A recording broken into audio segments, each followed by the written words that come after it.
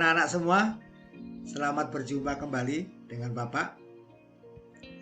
Untuk kali ini, dalam pertemuan kali ini, kita akan bersama-sama mempelajari bahasa Indonesia. Topik yang akan kita bahas adalah kalimat efektif. Yang akan kita bahas adalah kalimat efektif. Kalimat efektif secara rinci nanti yang pertama kita akan mempelajari bagaimana pengertiannya. Kemudian yang kedua mempelajari syaratnya, ciri-cirinya, contoh kalimat efektifnya. Baik, akan kita coba satu persatu kita pelajari bersama-sama.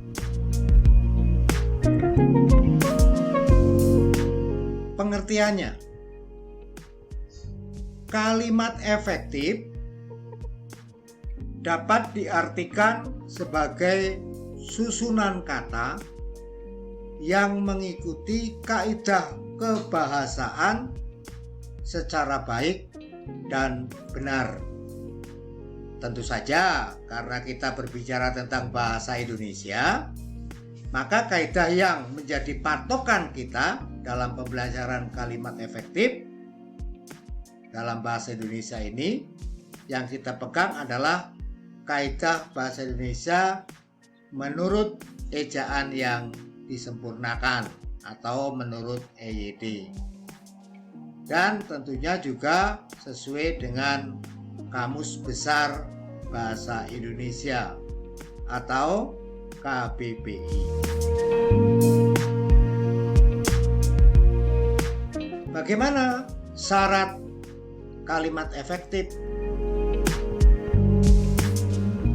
Ada 4 syarat utama pada sebuah kalimat yang dikatakan kalimat itu efektif atau kalimat tidak efektif. Yang pertama adalah sesuai dengan ejaan yang disempurnakan. Yang kedua, sistematis. Yang ketiga, tidak boros dan tidak bertele-tele. Dan yang keempat, tidak ambigu. Tidak ambigu itu penafsiran ganda, ya. Tidak ada kalimat yang tafsirannya ganda. Sebuah kalimat efektif harusnya menggunakan ejaan maupun tanda baca yang tepat. Kata baku pun mesti menjadi perhatian agar tidak sampai kata yang kita tulis ternyata tidak tepat sesuai dengan ejaannya. Sebuah kalimat paling sederhana adalah memiliki susunan subjek dan predikat, ya. Memiliki subjek dan predikat. Kemudian ditambahkan dengan objek, pelengkap, hingga sebuah keterangan. Sebisa mungkin guna mengefektifkan sebuah kalimat, kita harus bisa membuat kalimat yang urutannya tidak memusingkan. Jika memang tidak ada penegasan subjek dan predikat, diharapkan selalu berada di awal kalimat. Yang berikutnya, jangan sampai kalimat yang kita buat terlalu banyak menghambur-hamburkan kata dan terkesan bertele-tele. Kita harus bisa memastikan susunan kalimat yang kita rumuskan pasti dan ringkas agar orang yang membaca mudah menangkap gagasan yang kita tuangkan. Artinya, membuat kalimat itu seperlunya saja. Yang penting bisa mengandung unsur subjek, predikat, bila perlu ya objek dan keterangannya.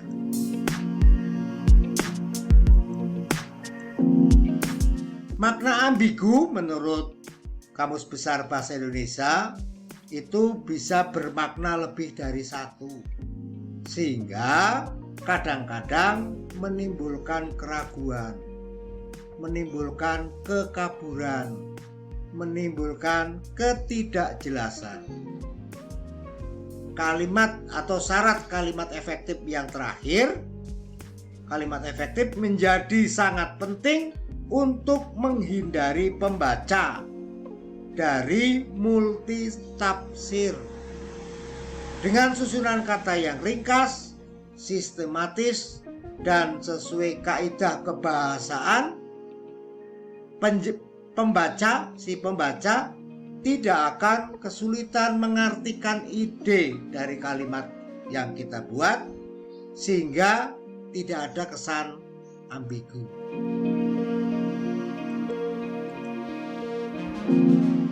Kalimat efektif adalah kalimat yang mengandung gagasan pembicara atau penulis yang biasanya terdiri atas kata-kata mempunyai unsur subjek, predikat, objek, dan keterangan. Bagaimana ciri-cirinya? Yang pertama, memiliki unsur penting atau pokok. Unsur penting atau pokok itu yang bagaimana sih? Minimal ada unsur subjek dan predikat. Kemudian yang kedua, menggunakan struktur bahasa yang tepat. Yang ketiga, memenuhi kaidah ejaan yang berlaku. Yang keempat, menggunakan pilihan kata atau diksi yang kita pakai, menggunakan pilihan kata yang tepat sesuai dengan kebutuhan. Contoh kalimat efektif ataupun tidak efektif. Yang pertama, bagi semua peserta diharapkan hadir tepat waktu. Ini termasuk contoh yang tidak efektif. Bagaimana yang efektifnya? Semua peserta diharapkan hadir tepat waktu. Kata bagi tidak perlu lagi.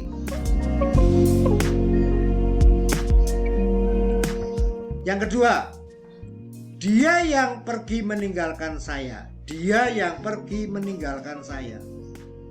Tidak efektif. Kalimat efektifnya yang bagaimana? Dia pergi meninggalkan saya.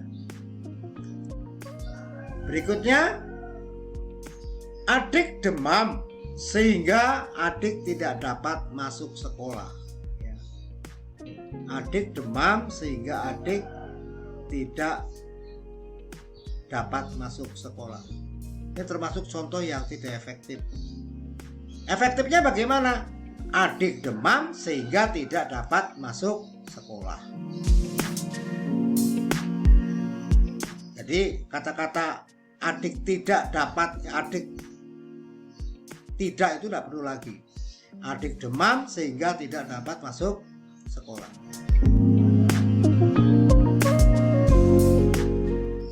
Berikutnya, para siswa-siswi sedang mengerjakan soal ujian masuk perguruan tinggi. Kata para itu tidak penting lagi. Para itu menyatakan banyak, siswa-siswi juga menyatakan banyak. Maka yang betul, siswa-siswi sedang mengerjakan soal ujian masuk perguruan tinggi.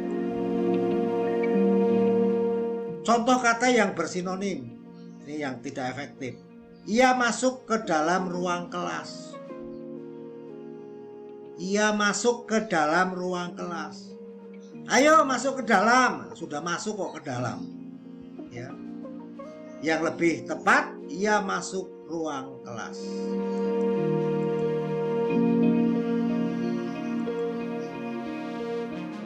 Hal yang mesti diperhatikan soal sampah adalah cara membuang, memilah, dan pengolahannya. Yang tepatnya, hal yang mesti diperhatikan soal sampah adalah cara membuang, memilah, dan mengolahnya.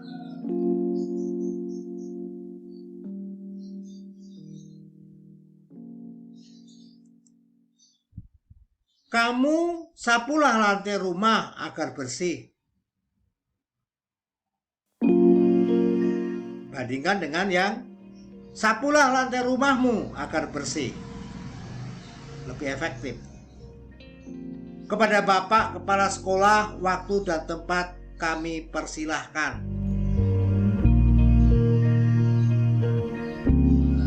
Tidak efektif. Bapak Kepala Sekolah dipersilahkan menyampaikan pidatonya sekarang. Kata-kata waktu dan tempat itu tidak perlu lagi sebetulnya diungkapkan. Terima kasih. Hanya itu yang bisa Bapak sampaikan. Semoga bermanfaat untuk kita semua. Dan yang lebih penting, tugas kalian jangan sampai ketinggalan. Ingat, pada saat pandemi COVID-19 ini, tolong protokol kesehatan laksanakan dengan mandiri. Selalu pakai masker, ya, selalu pakai masker. Kalau kalian bepergian, sering cuci tangan pakai sabun. Dan yang lebih penting menjaga jarak apabila kalian berada di kerumunan massa. Dan usahakan kalian tidak perlu lagi untuk pergi yang tidak penting. Keluar rumah silahkan, tetapi yang penting-penting saja. Hanya itu yang bisa Bapak sampaikan. Semoga bermanfaat untuk kita semua. Sampai bertemu kembali pada pertemuan yang akan datang dengan topik dan materi yang berbeda. Selamat atas perjuangan kalian. Dadah.